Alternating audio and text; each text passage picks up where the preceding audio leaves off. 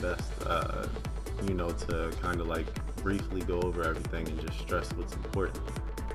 Um, so the first thing, well, there are a couple of things you need to be able to shut down when you're dealing with a mashy player, and that is being able to take away their momentum and their main means of damage. So, one of the most important things you need to be able to shut down is wake up attack. Now, luckily, Jack has the scrub killer move that everybody loves to get hit by so much. So you press anything on the ground, this is going to smash you every single time. Whether you wake up hop kick, whether you try to wake up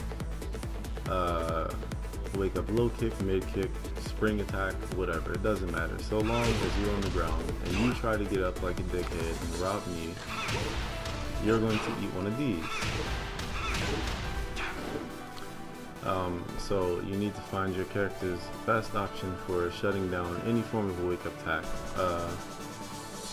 And I prefer finding an option to shut down the wake up attack rather than running up and backdashing, because you put yourself in a guessing game when you run up and you just stand there, or you run up and you backdash. So if you run up, you don't know if they're going to do a low kick or a mid kick. And the range where a low kick won't hit you, a mid kick will.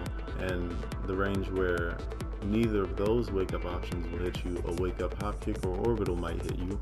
And the range where those options don't work, a spring attack or a forward roll into cross chops will hit you. And then, you know, so you want something that's ideally a mid with a pretty chunky hitbox that's going to completely shut down every single wake up option that they have. And every single time you knock your opponent down or you end your combo or whatever, you need to go in there and use this option, because most likely if they're a mashy player, they're set in their ways, and nothing that you're going to do is going to stop them from mashing. I mean, you don't know how many times I've hit people with this 6 times in a row before they've decided to stop pressing buttons on the ground. And even when they stop pressing buttons on the ground, I don't trust them. I still do it every single time that I knock them down, because I know there's not much of a repercussion for me. If you stay on the ground and I do jackhammer, you're not going to wake up and launch punish me or something like that. You don't get anything. But if you get up, I get 50 damage. So just do your best to find a tool that's going to severely punish them for trying to wake up attack every single time, and abuse it anytime that they're on the ground. Because no matter how many times you hit them with it, the one time that they have rage and they're panicking and they know that they shouldn't wake up attack, they're going to wake up attack. And that's going to be the one time that you didn't crack them over the head with whatever you had. And you're going to be sitting there like, why would he do that? I hit him with this 8 times in a row. He stayed on the ground the last 3 times I did it. Why would he do that? And he knows that the consequences, yeah, just do it every time. You probably, the odds are in your favor. So the second thing is you need to be able to shut down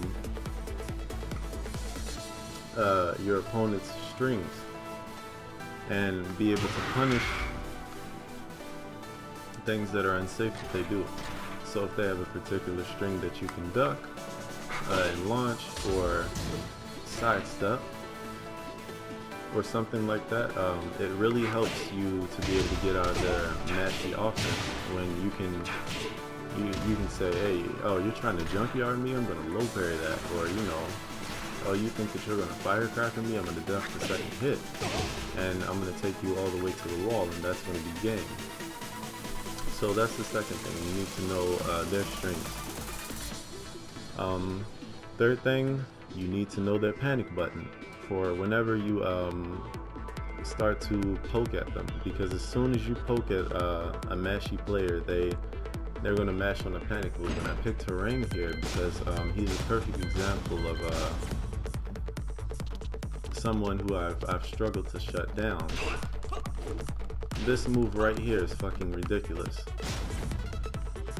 I'm going to show you something real quick. So, here's an example. When I do this into while standing 2, this leaves me at +6, and this is 14 frames. So this is a frame trap, right? So long as you press anything at all, even if you try to sidestep after this, it's impossible. Because while standing 2 tracks in both directions, it's completely unsteppable. So it's a very tight offense, and I'm utilizing my frame advantage very well. The problem comes in with Harang here, where he does this move. Harang players online tend to, whenever I do a low, this is what they like to do. Look at that. They immediately do back 1, right? And this move should not be able to be stepped. But he goes all the way behind my fucking back, somehow. So then I say, okay, since there are holes in my offense, let me see what I can do to tighten it up. And make sure that, you know, this doesn't happen to me again. And unfortunately, some of these solutions that you're going to have to find are going to be character specific, but it's going to be worth it when you find it. So after that I said, let me try to do while standing 1 instead, because it tracks to that side, right? Unfortunately, while standing 1 completely whiffs when Harang goes for back 1. Hold on. Look at that. You see that, right? It completely whiffs and it tracks to the side that he goes. So since I couldn't shut down that panic move, I couldn't get my offense started, and I continuously lose to Harang. So what I said was, okay, let me find something to tighten up my offense even further. So I said, I need something to track. So I did this. That's going to smack him every time for that, right? But for some reason, it's not enough for Harang players, because every time they still decided to do back 1 whenever I did the low. So I said, I need something that's going to launch them and punish them severely. So what I said was, maybe, just maybe, I can crouch cancel and draw a homing launcher. Then I create my launch for them trying to disrespect my frames. So you have to force them to respect your frames. And you know, the same goes for, let's see, this shit right here. This forward 1 that Jack does is, you can't step this. This in both directions, it tracks in both directions, right? So you do this. This is a frame trap on a mashy player, right? This won't work on a good high level player because the second hit is high and they can duck it. But you throw this out against a Harang, and what's going to happen is you're going to get counter hit by that. Look at that. This move, I promise you, this move tracks in both directions, and he ends up all the way behind my back. Look, just like that. So it whips. So you need to be able to find an option that they cannot mash their way out of, one, and an option that covers their panic move as well, or else you're going to get cheated out quite often. The third thing is you have to be able to shut down their approach tool. Your opponent's favorite place to be, especially if they're a mashy player, is right there in your face. So anytime you're far away, they're going to do something like a slash kick or something like that to get in your face again so that they can start to mash you out. So you need to be able to say, I'm going to jab him out of the air when he tries that. Or, I'm going to sidestep this when he tries that. So use your movement to create space between you and your opponent. Because if you don't, there's, like, it's a guaranteed loss. You have to be able to backdash and, whiff punish them and all that good stuff. That's a given.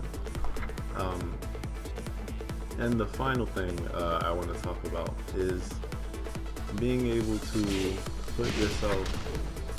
put them in a situation where they have the least amount of control over anything. So if you watch me play, you'll notice that when I get my opponent to the wall, I don't like to use the standard wall combo, because when I do that, they can immediately tech roll after that and do some sort of wake up attack, so I'm at a disadvantage. So what I do is I like to spike them, or I'll go for this. For some reason it kind of gives them that little resplat animation for a little bit, and I'm at an advantage. So like while they stand up, no matter how they get up, if I do this, that's like almost unescapable. If they side roll, it's gonna catch them. Oh, let's see.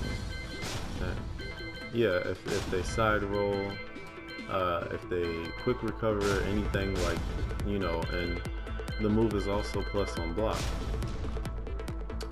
So let's say I get them to the wall.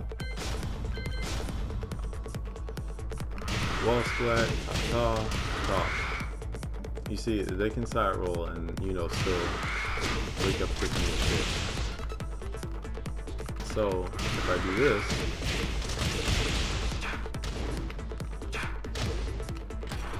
if they try to stand up afterwards anyway, they're going to be at a frame disadvantage, and I can continue my offense at the wall. You need to find the best wall ender that's going to give you the most possible momentum, so that they can't get up and mash you out. So, and spiking is ideal for that, because if they don't hold back, you get a free hit on the ground and you can continue your offense. If they tech the spike and they hold back, you're still at a huge advantage. Let's see. What is it? Wake up active?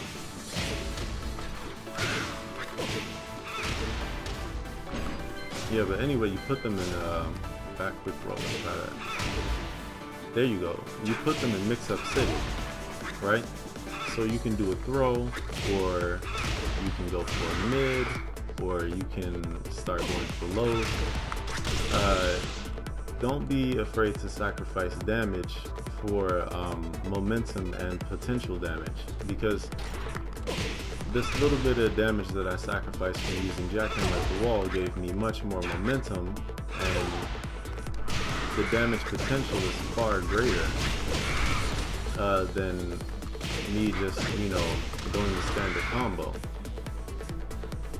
So I do not mind at all sacrificing a little bit of damage for way more potential damage and momentum, especially if I'm dealing with an opponent that's really mashy and unpredictable. I need to be able to pressure them and keep them in a situation where they can't mash me out at all.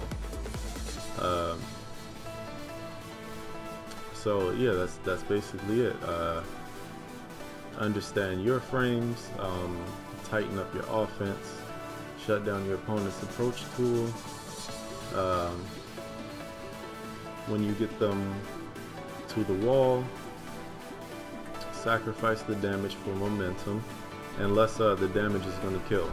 By all means, if they're on their last legs and they got rage or something, then go for the most damage at the wall. But typically the most damaging wall ender is going to be the one that gives you the least momentum. So yeah, that's everything, and be able to shut down your opponent's panic moves, punish them properly, and they shouldn't be able to mash you out, especially if your movement is good. But it can be tough on a wall stage, especially if you have a big character. I personally know myself, but on infinite stages I very rarely get mashed out at all. So yeah, I hope this helped everybody, and yeah, I'll see you all very soon for a stream.